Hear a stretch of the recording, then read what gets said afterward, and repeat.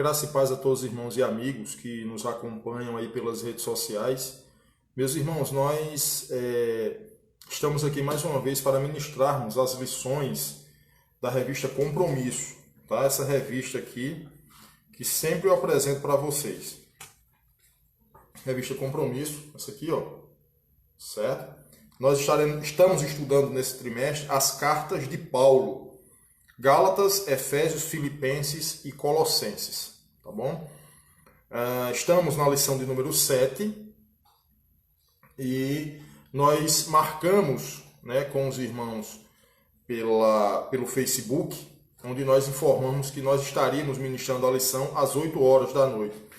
Porém, deu um pequeno problema, né, aqui com a nossa internet, travando demais, aí eu tive de reiniciar o modem, enfim, aquele negócio todo. Mas graças a Deus foi resolvido, tá bom?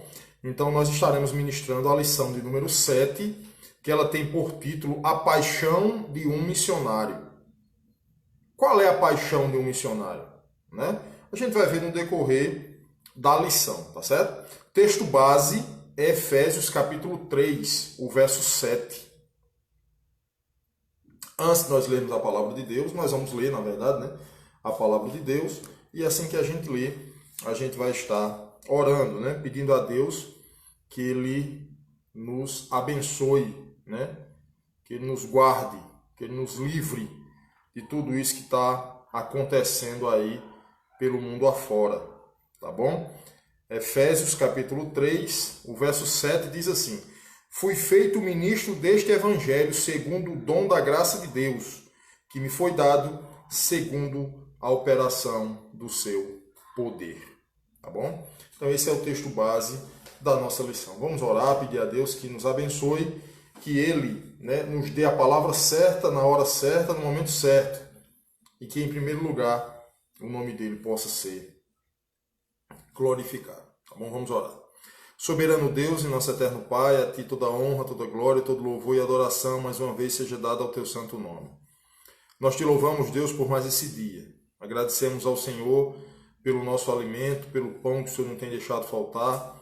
Agradecemos ao Deus pela saúde que o Senhor tem nos dado e lhe pedimos que o Senhor possa, nesse momento, nos abençoar na ministração da Tua palavra, da lição, dos ensinamentos da Tua palavra. Ó Deus, que os meus irmãos, os meus amigos que estarão conosco nessa live, que eles possam, Deus, estar com o coração e a mente abertas para ouvirem a Tua voz. Não só porque seja eu que esteja falando, Deus, mas é porque a Tua palavra, ela é a única forma de penetrar no mais interior do homem. Abençoa. Faz a Tua vontade nas nossas vidas, supre as nossas necessidades e nos ajuda, para que possamos, ó Deus, passar por toda essa tribulação e chegar lá na frente com a bandeira da vitória, glorificando e exaltando o Teu nome. Obrigado por tudo. Nós oramos e agradecemos em nome de Jesus. Amém. Então, meus irmãos, como eu já disse, né, o título da nossa lição é A Paixão de um Missionário. Né? E, na verdade, a gente poderia perguntar qual a paixão de um missionário? Né? A paixão de um missionário, sem a gente querer enrolar muito, é missões. Tá? Paulo, ele foi o apóstolo dos gentios. Ele foi o apóstolo, eu considero como o apóstolo mais missionário que teve nas Escrituras Sagradas. Todos os outros foram. Todos os outros foram missionários. Todos os outros, de uma certa forma, eles ensinaram, eles pregaram, eles ministraram a palavra de Deus. Né? Mas Paulo teve um quê a mais. Paulo teve algo a mais. O que foi? Paulo não conviveu com Jesus. Né? Paulo, ele teve um encontro com Cristo lá no caminho para Damasco, quando a Bíblia diz, né, que aquele grande clarão no céu apareceu, e ele caiu do cavalo, caiu cego, e uma voz apareceu do céu, dizendo: Saulo, Saulo, por que me persegues? Mas ele não teve um contato físico com Jesus. Mas mesmo assim, a Bíblia o considera como o apóstolo dos gentios, um dos maiores apóstolos que a Bíblia nos fala. Então, a paixão de Paulo era tão grande por missões, a paixão de Paulo era tão grande pelo Evangelho, que Paulo ele se doou ao ponto de dizer, né, que considerava tudo o que ele era, tudo o que ele tinha, tudo o que ele foi, como esteve. Se os irmãos prestarem atenção, Paulo ele era poliglota. Paulo ele era doutor da lei, mas não era questão sacerdotal. Paulo ele era um advogado. Paulo ele conhecia de lei. Paulo ele era um doutor, ele era um advogado, ele era um homem culto. E a gente pode entender que Paulo ele deixou tudo por amor a Cristo. Ele deixou tudo pelo amor à missão. Então a nossa introdução ela diz o seguinte: o mundo em que nós vivemos carece de uma transformação a partir do Evangelho no coração do homem. O mundo em que nós vivemos experimentará essa transformação quando a igreja, de forma vibrante e criativa, realizar a obra missionária. Será que só ser igreja já caracteriza que estamos fazendo a obra missionária? Será que a obra missionária ela é uma obra que eu preciso viajar para um país, para fora do Brasil, para pregar o Evangelho, para mostrar as boas novas de salvação? Será que o missionário é isso? Meu irmão, isso que nós estamos fazendo aqui, eu estou ministrando uma lição para vocês. Vocês estarem vendo essa live, esse vídeo, enfim. Vocês estarem aprendendo mais. Eu estar aprendendo mais com os irmãos, porque nós não sabemos de tudo. Nós não sabemos de tudo, né? Nós sabemos algo limitado. Para os irmãos terem uma ideia, hoje pela manhã, eu liguei para o pastor Davi. Mandei um WhatsApp para ele. Disse: pastor, me ajuda aí que eu estou com uma dúvida em tal assunto aqui. Uma pessoa da minha rede social me perguntou: irmão, e isso assim, assim, assim? Eu disse: rapaz, eu não estou com firmeza para responder isso. Eu preciso procurar alguém que entenda bem mais da palavra do que eu para que possa me orientar. E a pessoa mais indicada, o pastor Davi Caleb, o meu pastor, o pastor da igreja que eu sou membro aqui em Campina Grande. Então liguei para ele, expus a pergunta, falei para ele o que eu achava daquilo ali e chegamos em um denominador comum, mas eu precisei de alguém superior a mim. Eu precisei de alguém que entende mais da palavra do que eu, muito mais. Então, meus irmãos, a obra missionária é isso, é nós estarmos aqui aprendendo um com o outro. Nós estarmos aqui ministrando a palavra, lendo a palavra, orando. Isso é uma obra missionária. A obra missionária é você chegar para um vizinho seu e dizer: Deus te abençoe. A obra missionária é você chegar no colégio onde você estuda, na faculdade que você estuda, lá no seu trabalho e dizer: Jesus Cristo é o Senhor. Isso é obra missionária, mas existem pessoas que pensam que missão é você viajar para o exterior. Deixa eu dizer uma coisa a você: missão não é turismo não, viu? Missão não é um tour que você vai fazer por aí, ou um cruzeiro marítimo, não. Missões é algo que exige responsabilidade e saber que você vai encontrar obstáculos no caminho. Obstáculos no caminho grandes, que pode ser que um desses obstáculos te faça abandonar a caminhada. Isso pode acontecer. Porque nós pensamos que a vida cristã é um mar de rosas. Pode até ser, meu irmão, um mar de rosas, mas lembre que para você chegar nas rosas, você primeiro passa pelos espinhos. Quando eu era menino, quantas e quantas vezes eu fui pegar uma rosa no quintal da minha mãe e me furava lá com aqueles espinhos, sangrava os dedos. A rosa tão bonita, tão cheirosa, mas para chegar até ela, eu me feria. Muitas vezes, para nós chegarmos no objetivo de Deus, no propósito de Deus, a gente vai se ferir em alguma coisa. Mas a Bíblia diz que tudo coopera para o bem daqueles que amam a Deus. Para aqueles que esperam a sua vinda, aqueles que estão no seu propósito. O mundo em que nós vivemos terá respostas para a transcendência, o relativismo, a falta de esperança, quando nós mesmos tivermos internamente resolvido biblicamente essas questões no seio da própria igreja. Olha o que é que está dizendo aqui, o mundo vai ter respostas. Quando nós que conhecemos a palavra de Deus estivermos resolvidos nesse tema, resolvidos nessa situação. Não é o tempo de evangelho que vai dizer que se você é crente ou não. Não é a quantidade de vezes que você foi ao templo que vai dizer se você é fiel ou não.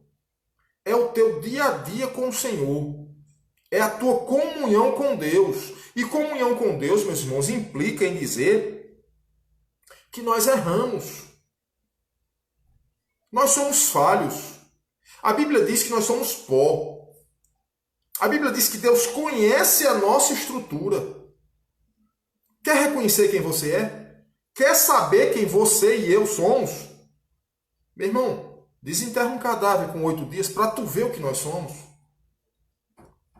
Tira lá do sepulcro, de uma cova, alguém que morreu há 30 dias para tu ver o que nós somos. Nada. Nós não somos absolutamente nada. Pensamos que somos alguém. A gente pensa que é alguma coisa. Mas como nós sempre falamos, se não for a graça e a misericórdia de Deus, nenhum de nós estaríamos aqui. Nenhum de nós estaríamos aqui. Tá? O ardor e o fervor missionário hão de se perpetuar à medida que entendemos esta paixão. Paulo diz que foi feito ministro. Só existe paixão quando entendemos que fomos feitos servos de Jesus. Servos de Jesus. Não está dizendo aqui que eu vou determinar a Cristo.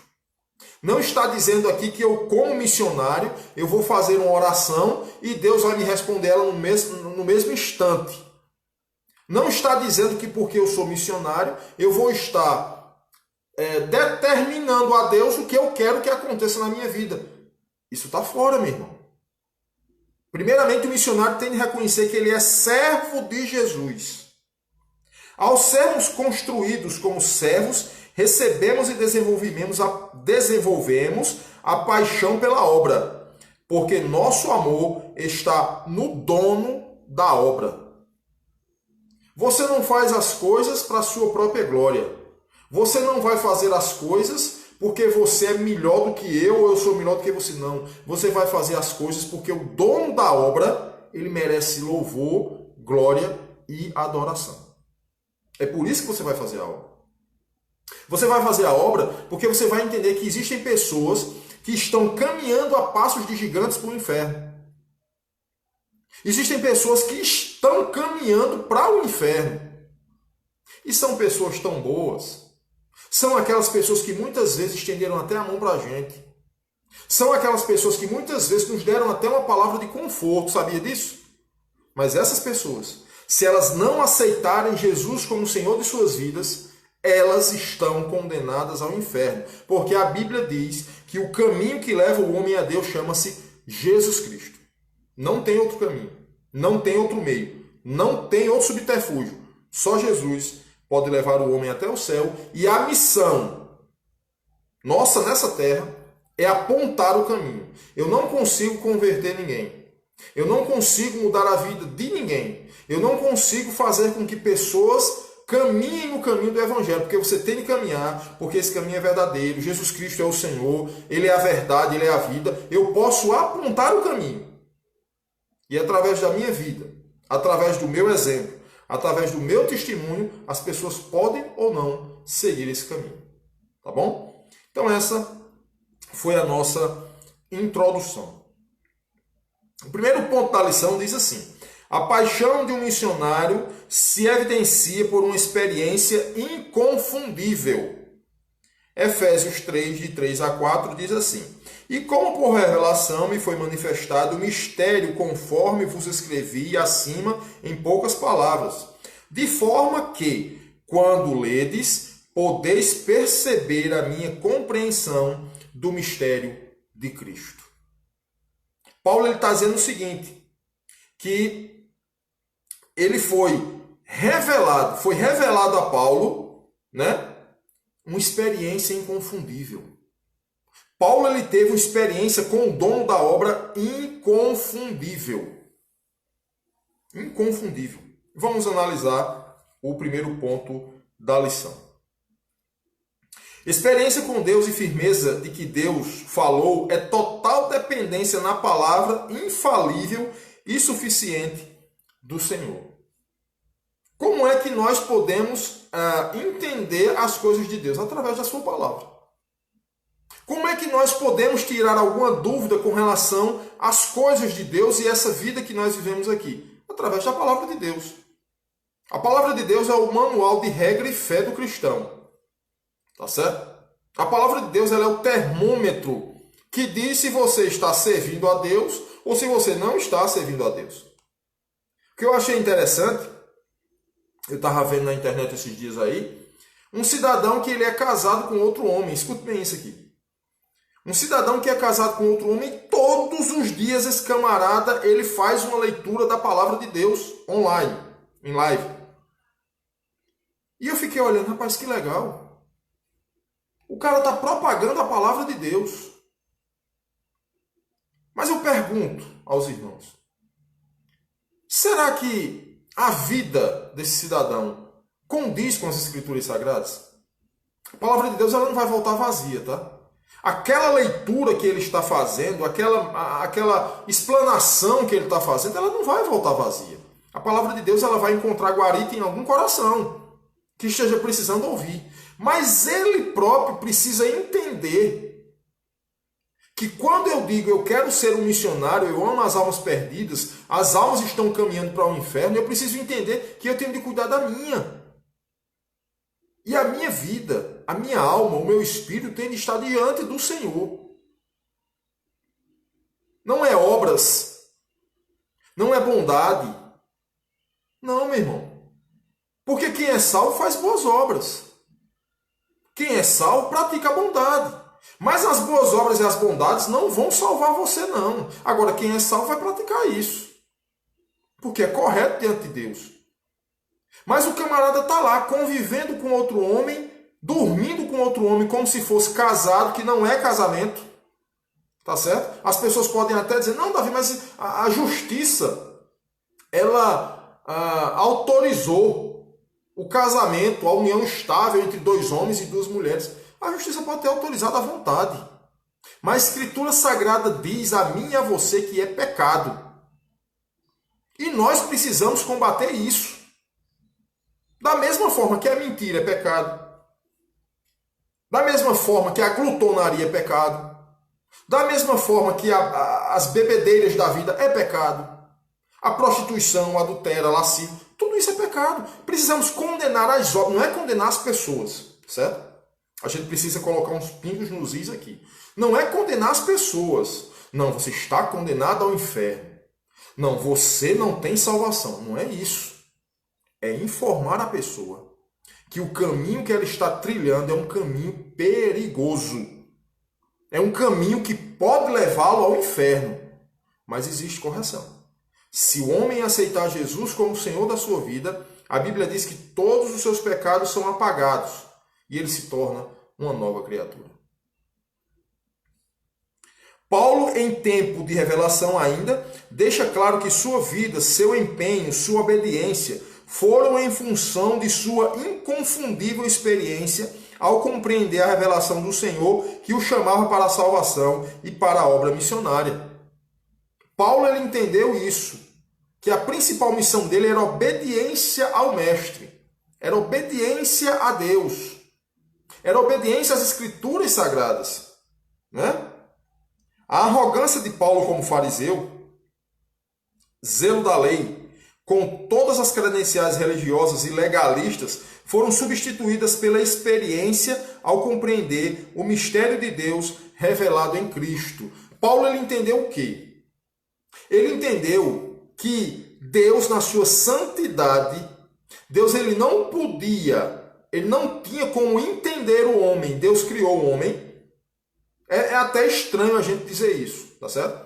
Mas Deus, ele na sua santidade, Deus ele não sente dor. A Bíblia diz que Deus não chora. A Bíblia diz que Deus não se cansa. A Bíblia diz que Deus nem tosqueneja, nem pisca o olho. A Bíblia fala sobre isso. Como é que um Deus tão grande poderia entender um homem tão falho como eu? Paulo ele entendeu que foi necessário ele se esvaziar-se de si mesmo. A Bíblia diz que ele deixou toda a sua glória. Jesus deixou todo o seu senhorio e veio habitar nesse mundo. Veio nascer como um menino normal. Veio crescer como uma criança normal. Veio passar a sua fase de adolescência como uma criança, como um adolescente normal, juventude e a fase adulta. Mas ele veio para entender o que o homem sentia. Para entender se mesmo com as suas limitações, mesmo com a questão humana, mesmo com a questão de falhas, tentações, provocações, ele veio para entender se dava para encarar tudo isso e continuar glorificando a Deus. E a Bíblia diz que ele venceu todas essas coisas. Todas essas coisas.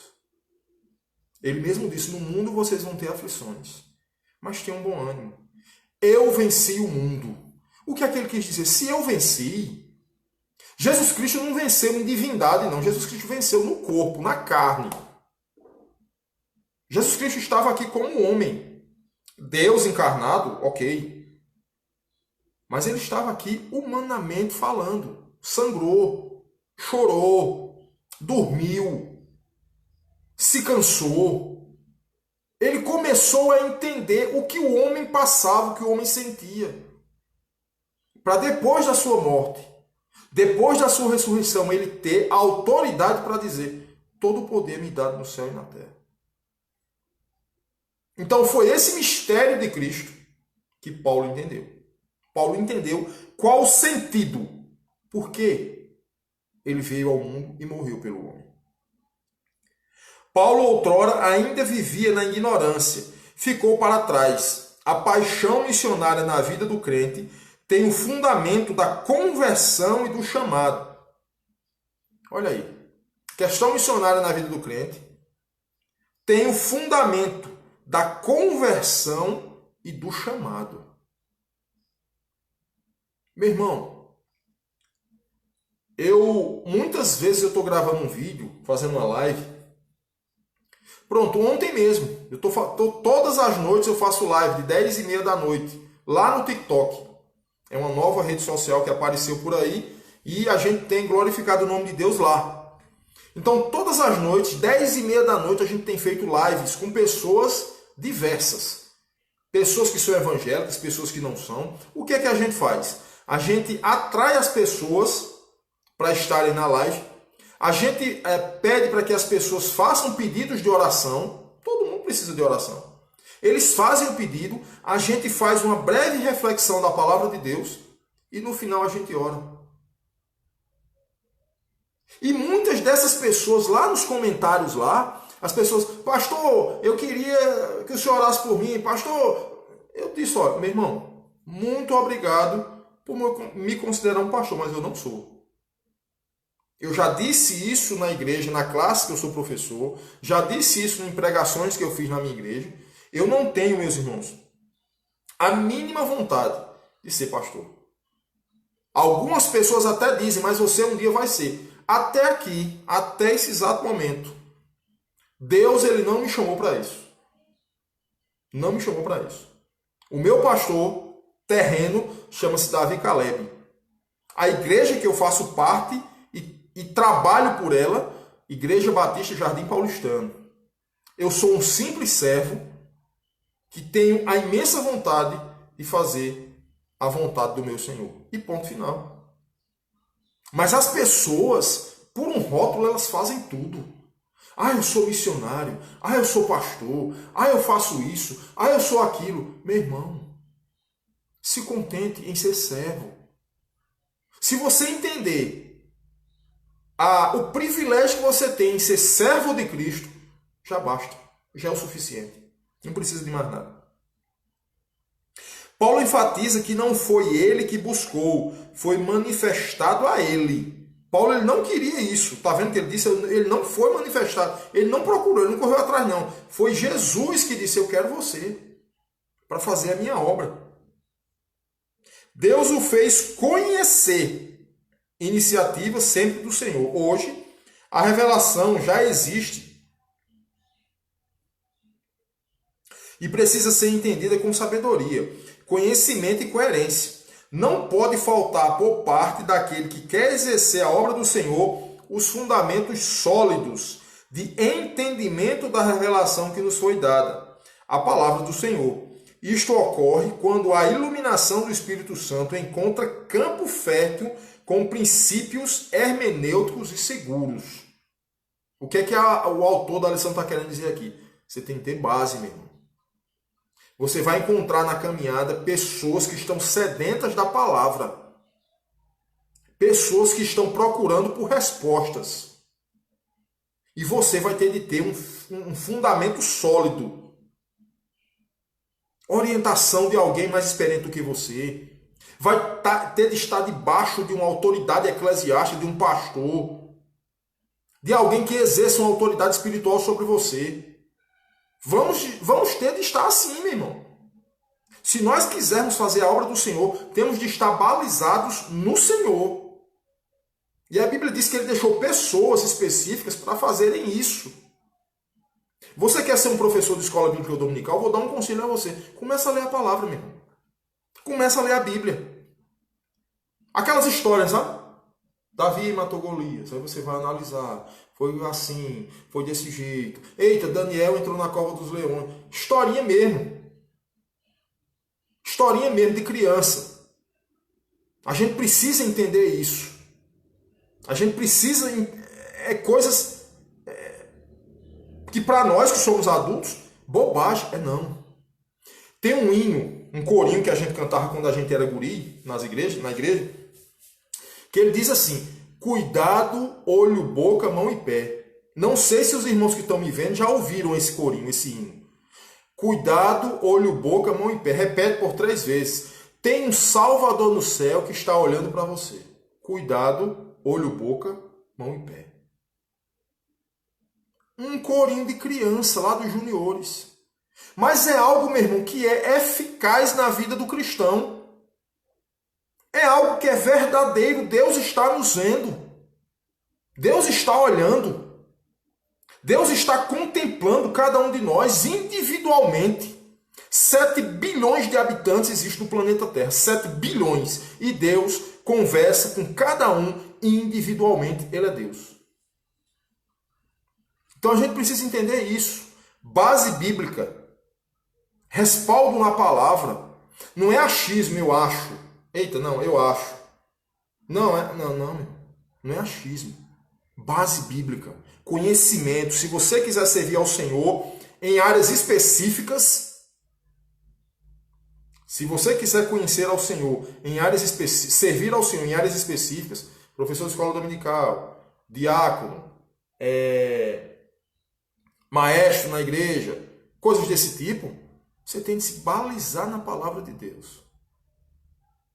Segundo ponto da lição. A paixão de um missionário se evidencia na consciência e compromisso com a mensagem a ser pregada. Efésios 3:8. A mim, o menor entre todos os santos, foi concedida a graça de anunciar aos gentios as riquezas insondáveis de Cristo. Olha o que é que Paulo diz aqui. A Bíblia diz que ele foi apóstolo dos gentios.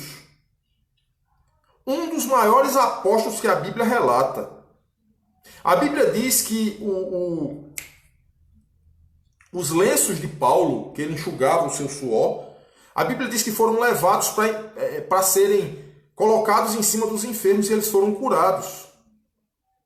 Mas olha o que é que Paulo diz no verso 8 do capítulo 3. A mim, o menor entre todos os santos. Olha o que o cara estava dizendo aqui. Eu sou inferior a vocês.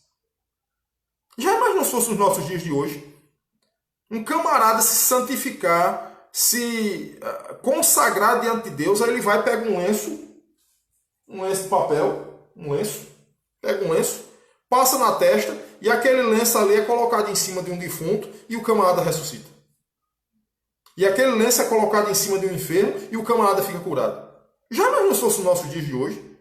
Esse lenço que foi usado para enxugar o meu suor e curou fulano, Isso aqui ia ser cobrado milhões para fazer isso de novo, meu irmão. Mas Paulo ele não via, ele disse, eu sou o menor de todos os santos. Olha o que ele disse.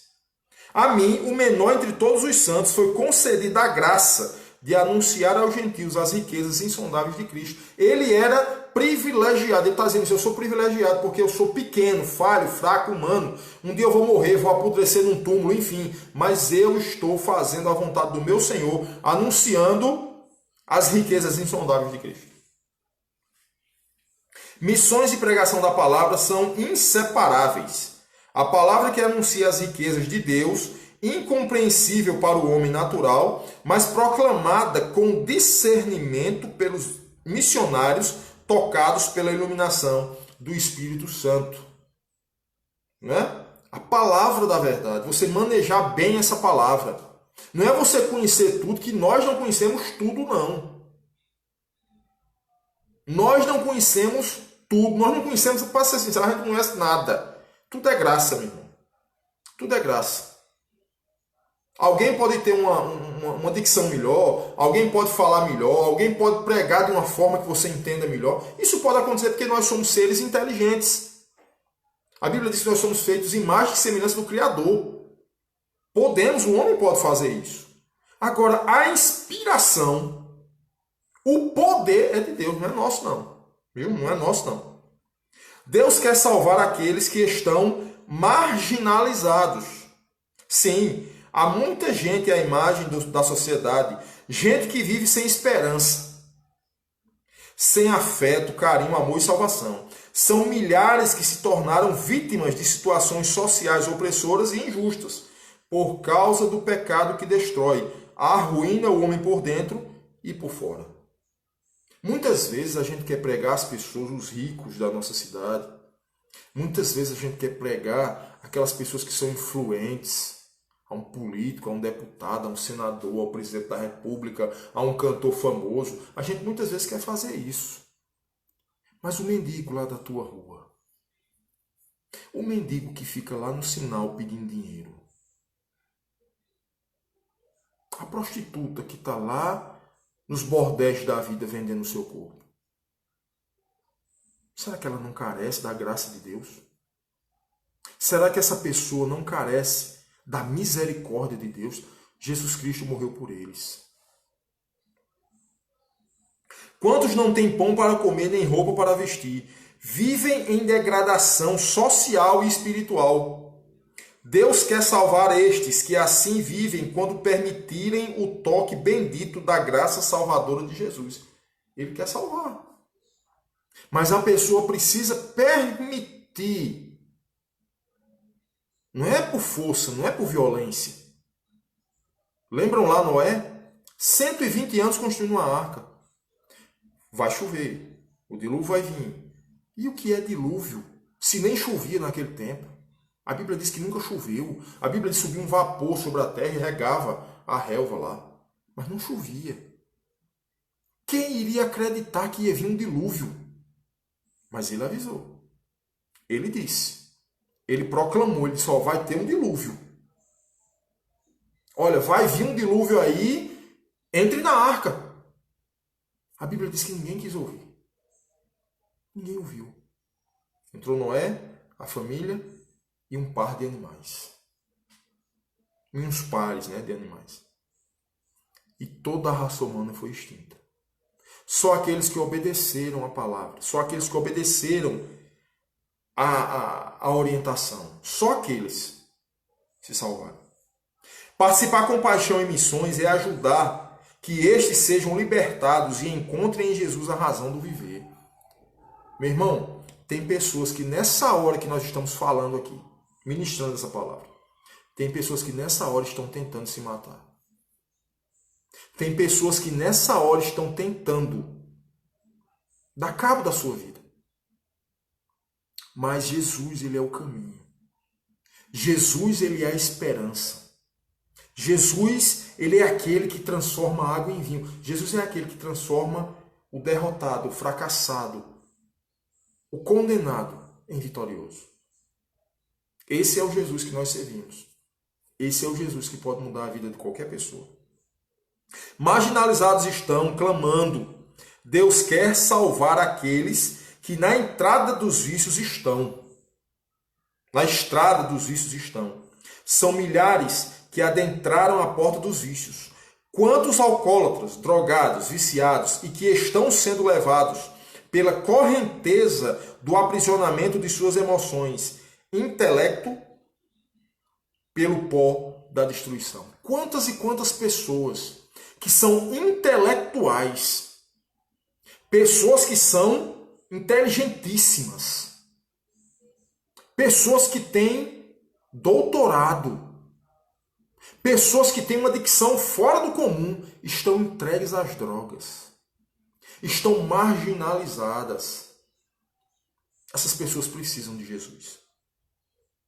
Da podridão, Deus ama essa gente toda e quer vê-las transformadas e com compromisso com o seu reino eterno e santo. Para você, meu irmão, que está me vendo, meu amigo que está me vendo, que diz assim: fulano era bandido, fulano era estuprador, fulano era devasso, fulano pintava e bordava, fulano fazia isso, fazia aquilo e hoje é crente. Hoje diz que é santo. Deixa eu te dar uma boa notícia. Ele é. Porque ele aceitou Jesus como Senhor da sua vida. As coisas velhas passaram, é o que a palavra de Deus diz. Tudo se fez novo. É uma nova criatura. É um novo estilo de vida. É um novo pensamento. Só Jesus pode mudar a vida do homem. Só Ele. Mais ninguém. Deus quer salvar aqueles que têm seus olhos atentos para a religiosidade. Olha isso aqui como é interessante. Jesus quer salvar aqueles que têm os olhos fitados, fixos em uma religiosidade. E o que é religiosidade? É aquilo que supera Deus. Olha que interessante. Religiosidade é aquilo que está acima de Deus. Quer um exemplo claro do que eu estou dizendo a você? Levaram uma mulher adúltera a Jesus.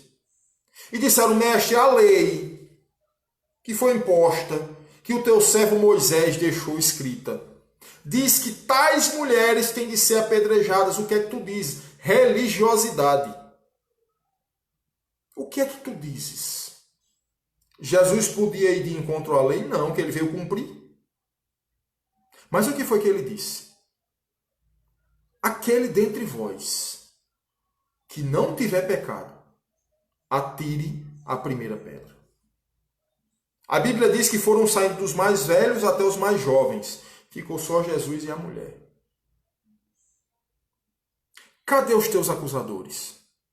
Ela olhou para um lado, olhou para o outro e disse: eu não tenho. Jesus disse: eles foram embora, porque eles também são pecadores.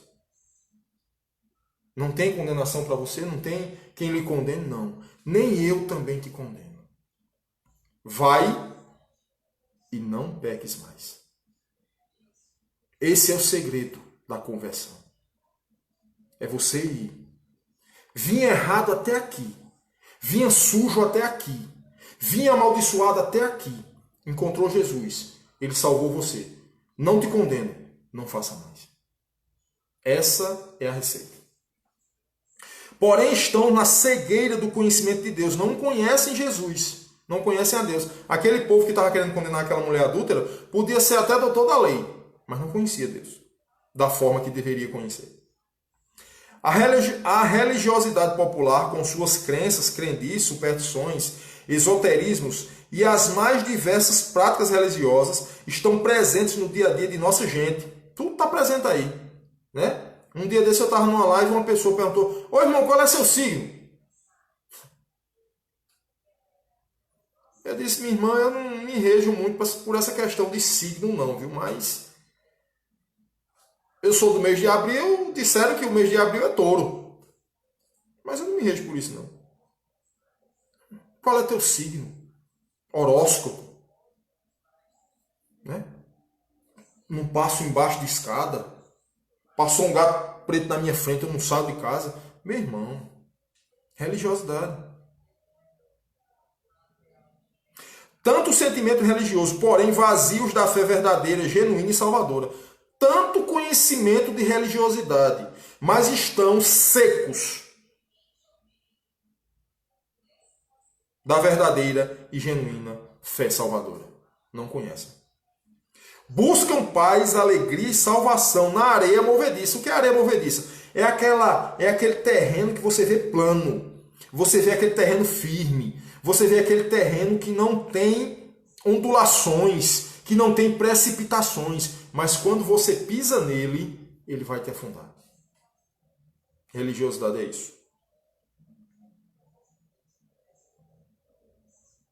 E estão se afundando na perdição. E aí clamam e precisam da palavra da verdade. Nossa tarefa é anunciar, diz Paulo, e anunciar as riquezas de Deus aos pobres em todos os aspectos, especialmente aos que são pobres da fé, aqueles que estão à margem do evangelho, sendo ricos ou pobres na vida material. Ricos e pobres, pessoas abonadas, pessoas que elas compram humanamente falando, materialmente falando, o que elas quiserem, mas estão carentes e vazias da graça de Deus. Não vazias da graça de Deus porque Deus não quer salvar, não é isso. É porque eles não se permitem, eles não aceitam Jesus Cristo, eles não aceitam essa graça salvadora. Eles colocam empecilhos e obstáculos. Eu fiz isso, eu não posso. Não, meu irmão. Lembra daquela mulher do fluxo de sangue? A mulher tinha na cabeça, ela disse, eu estou suja, eu estou em pecado, eu sou pecadora, eu não posso tocar nele, eu vou pelo menos tocar na orla do seu vestido. A Bíblia diz que ela foi se arrastando no meio da multidão, tocou na orla do vestido dele, quando tocou ele sentiu e perguntou, quem me tocou? Porque de mim saiu o poder.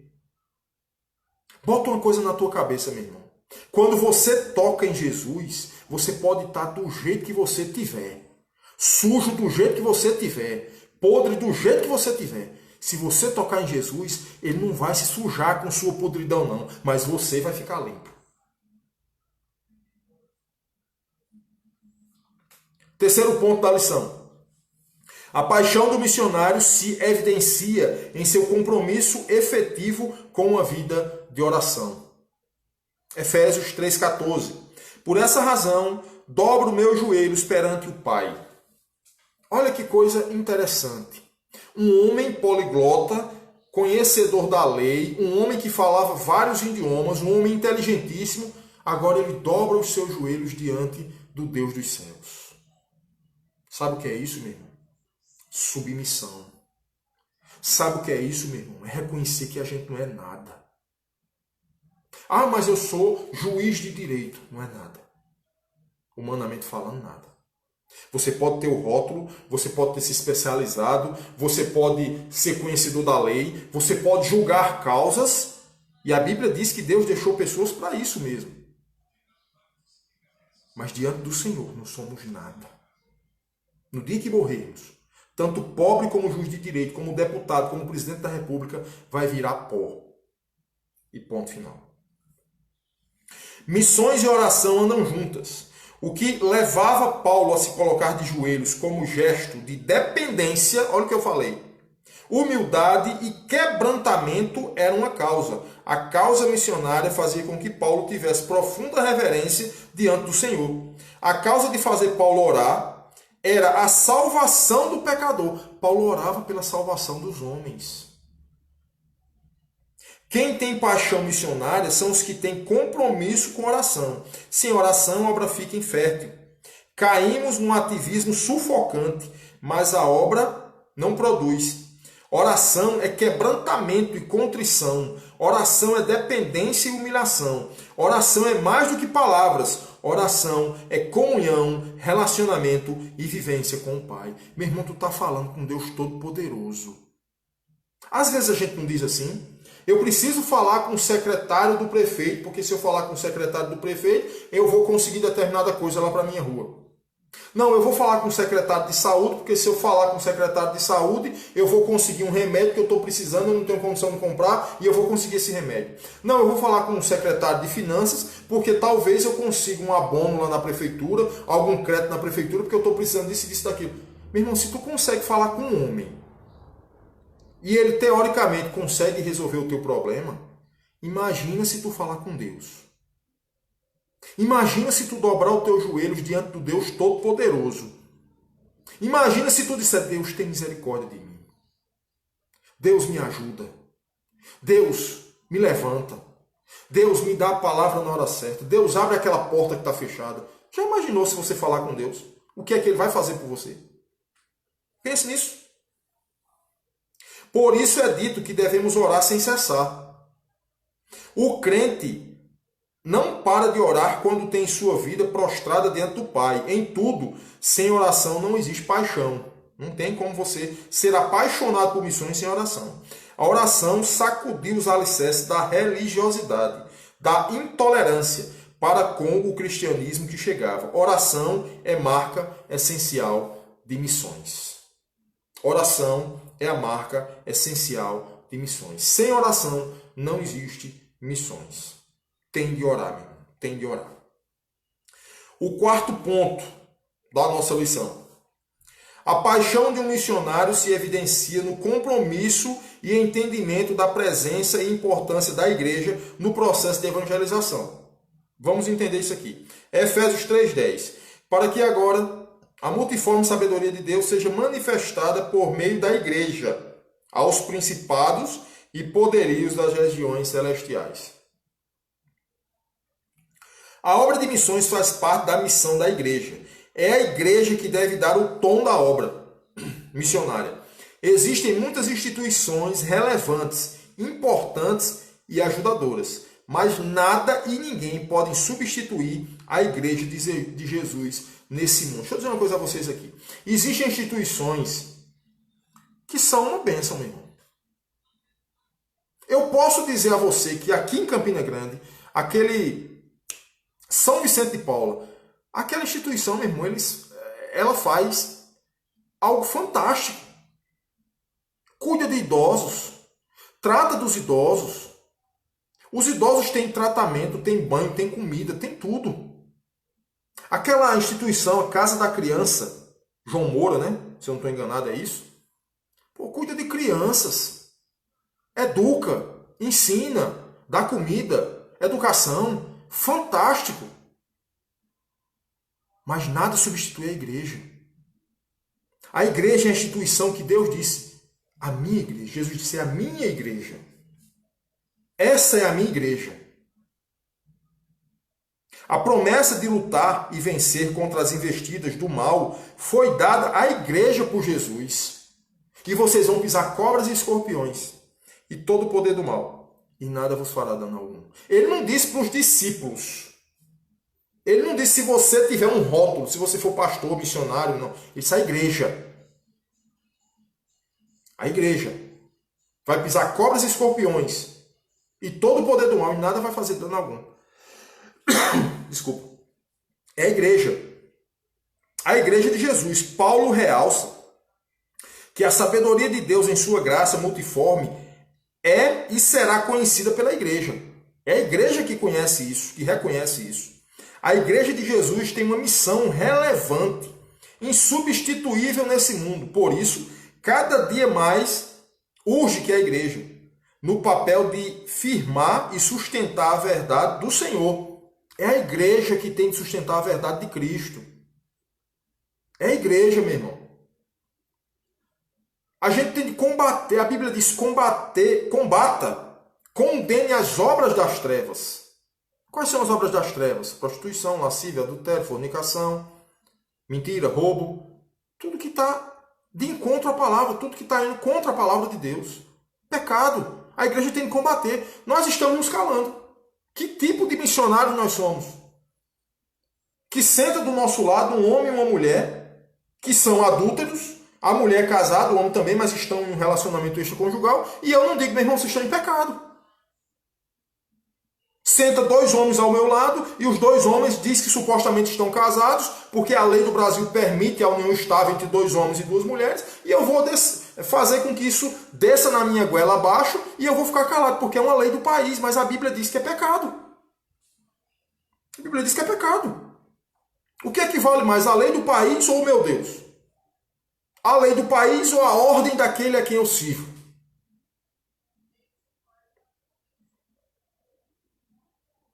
A igreja de Jesus tem uma missão relevante, insubstituível nesse mundo. Por isso, cada dia mais, a gente já leu isso aqui, né?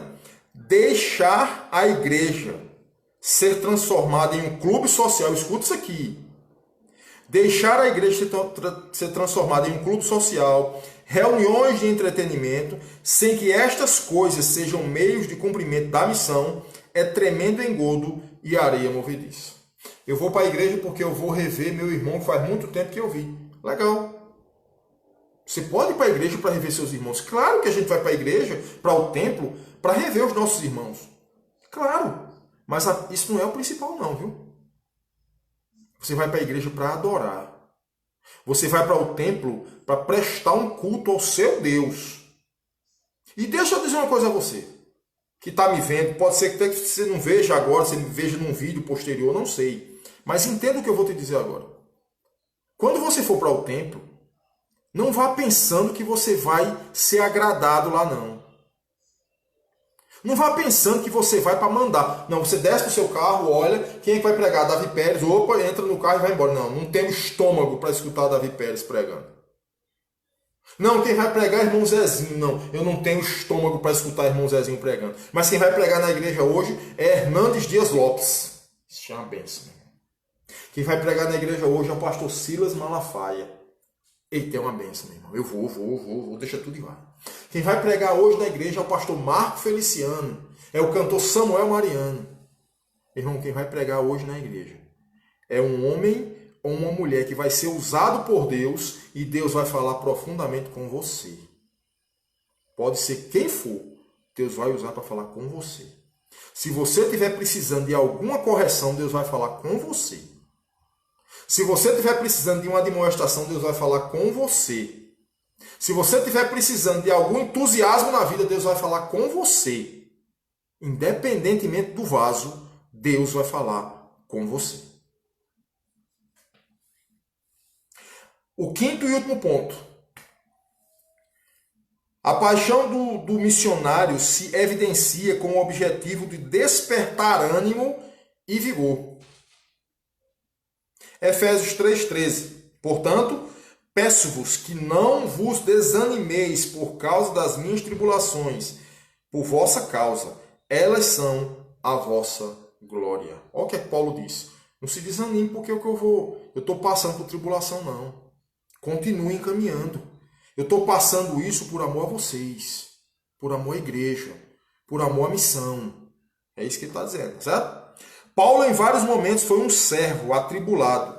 Suas experiências foram de lágrimas por causa do Evangelho.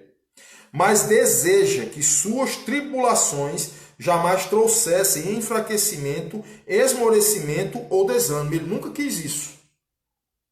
Paulo fazia um pedido.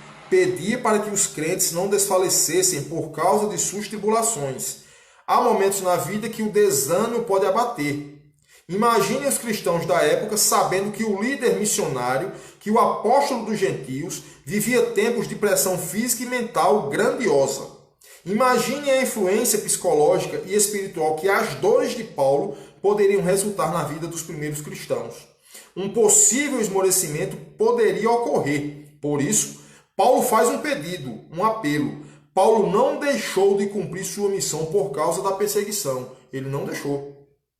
Pelo contrário, sendo perseguido, pôde levar Jesus aos gentios, e isto deveria ser motivo de alegria e força para eles, e nunca de desânimo. Olha o que é que o autor da lição diz a gente aqui.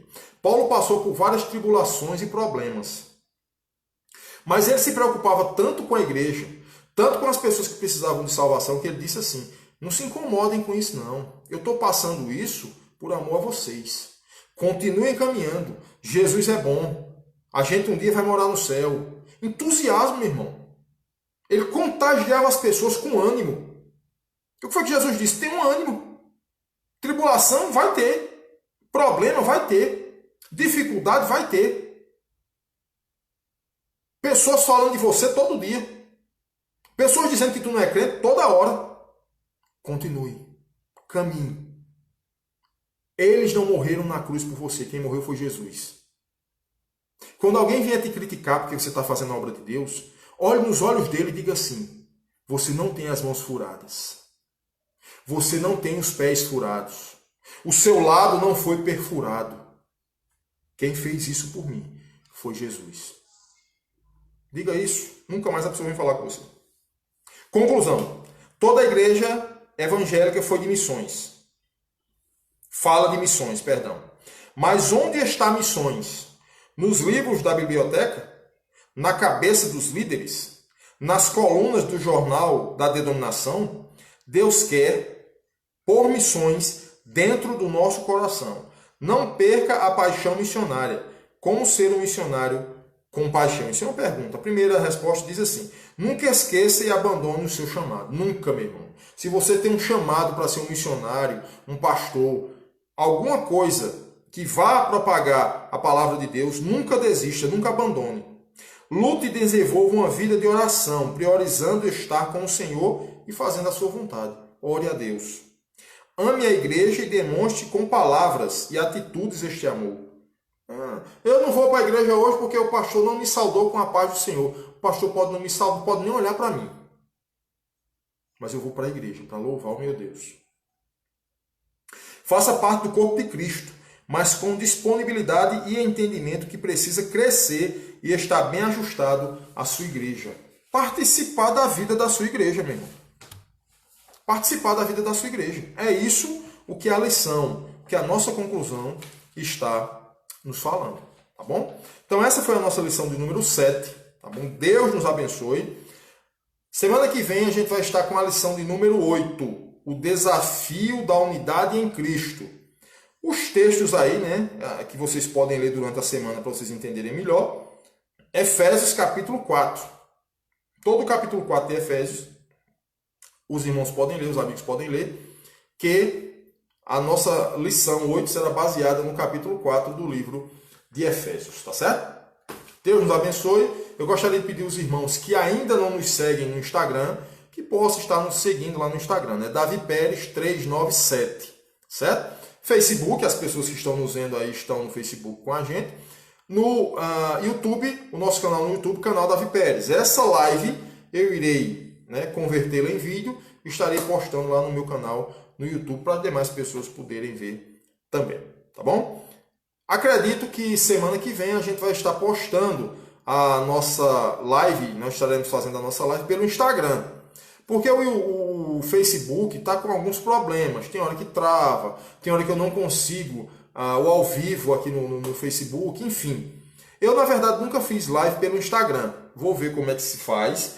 Caso a próxima live, semana que vem, a gente vai fazer a ministração da lição pelo Instagram, eu vou estar avisando os irmãos. Então, quem não me segue no Instagram, tá certo? Vai lá, me segue, Davi Pérez 397, tá bom? Deus nos abençoe. Vamos orar para a gente encerrar a nossa live de hoje. Senhor, nosso Deus e Pai, muito obrigado por mais esse dia. Obrigado por tudo que o Senhor tem feito. Obrigado, Deus, pela ministração da Tua Palavra. Que o Senhor possa falar grandemente aos nossos corações e ao coração daquelas pessoas que nos viram e aquelas pessoas que irão ver esse vídeo. Abençoa, supre as suas necessidades, nos dá uma noite feliz e em paz e nos prepara para o dia de amanhã. Um dia de bênção e um dia de vitória na Tua presença. Nós oramos e agradecemos em nome de Jesus. Amém. Muito obrigado a todos. Deus abençoe. Espero que semana que vem, possivelmente segunda-feira, nós estaremos ministrando a lição de número 8, tá certo? O desafio da unidade em Cristo. Ou sexta ou domingo, porque a nossa lição ela é ministrada aos domingos. Eu estou ministrando hoje na quarta-feira devido à questão de ajuste do meu horário de trabalho aí, certo? Mas geralmente é nos domingos. Se nós não conseguirmos ministrar no domingo, a gente vai estar ministrando na segunda-feira que vem, tá bom? Deus abençoe. Uma ótima noite para os irmãos.